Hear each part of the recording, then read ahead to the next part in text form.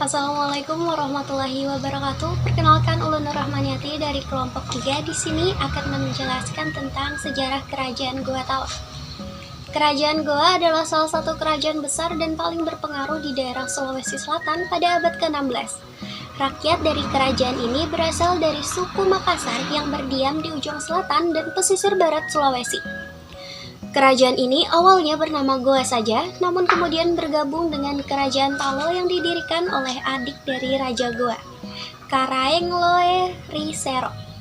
Kedua kerajaan ini bersatu dengan kesepakatan dua raja seorang hamba, yaitu raja berasal dari garis keturunan Goa dan Perdana Menterinya berasal dari garis keturunan Talo. Kerajaan Goa Talo atau Kerajaan Makassar memeluk agama Islam pada tahun 1605 setelah Sultan Alauddin I atau Imangaraimi Daeng Manrabia naik tahta. Sejak saat itu, kerajaan ini disebut-sebut sebagai Kesultanan Goa Talo atau Kesultanan Makassar. Pertumbuhan Islam di Kerajaan Goa semakin pesat. Pada tahun kedua Kesultanan, semua rakyat berhasil masuk Islam. Kerajaan Goa Talo mencapai puncak kejayaannya saat berada di bawah pimpinan Sultan Hasanuddin pada tahun 1653 sampai 1669. Raja Goa ke-16 yang juga bergelar pahlawan nasional ini berhasil memajukan pendidikan dan kebudayaan Goa Talo. Sosok Sultan Hasanuddin yang berjuluk ayam jantan dari timur ini dikenal tidak mudah terpengaruh oleh bangsa asing. Kesultanan ini menjalin hubungan dagang dengan berbagai bangsa asing, juga sebagai pusat perdagangan rempah-rempah yang menguasai jalur laut antara Maluku dan Pulau Jawa.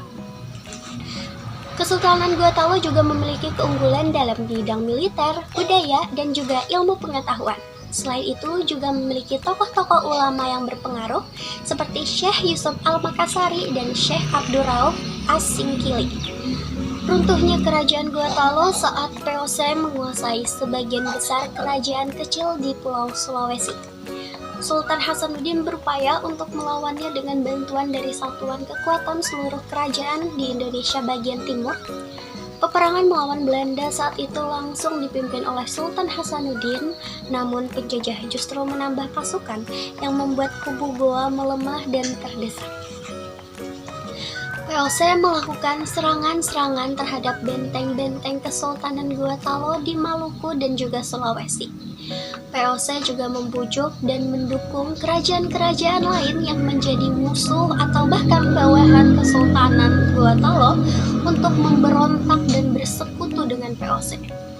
Perlawanan sengit dilakukan oleh Sultan Hasanuddin dan Karaeng Patingaloang terhadap VOC. Namun akhirnya mereka harus menyerah setelah VOC berhasil merebut benteng utama Kesultanan Goa Talo di Somba Opu pada tahun 1669. Sultan Hasanuddin menandatangani perjanjian Bungaya pada tahun 1667 yang mengakui kedaulatan VOC atas Maluku dan sebagian besar wilayah Kesultanan Goa Talo.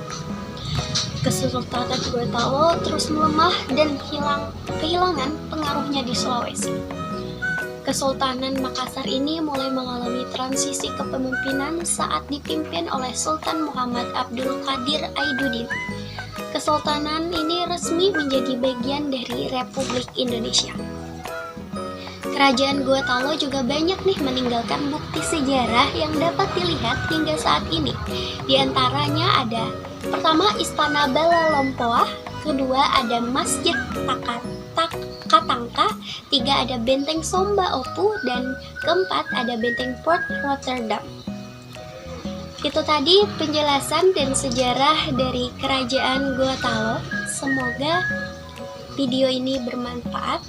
Maaf apabila ada kesalahan dalam penyebutan nama tokoh ataupun nama tempat. Wassalamualaikum warahmatullahi wabarakatuh.